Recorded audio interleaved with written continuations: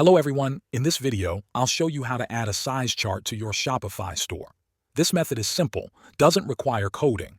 Start by logging into your Shopify admin dashboard. On the left-hand side, click on Apps, then click the Shopify App Store button. Once the App Store opens, go to the search bar and type in Size Chart. You'll see a few different apps available. One of the most popular free options is called Shopify Size Chart.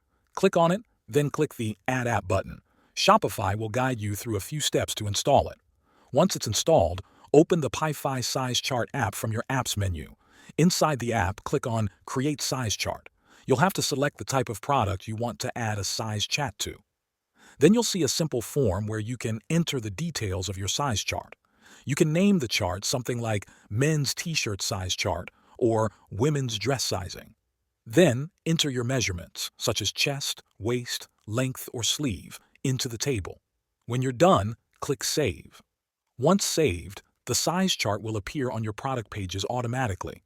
It usually shows up as a clickable link or a tab near the product description or next to the size selector. When customers click it, your chart will open in a pop-up window, allowing them to check sizing before buying. This method is a fast way to manage multiple charts and keep your store looking clean. That's it for this video. Thanks for watching.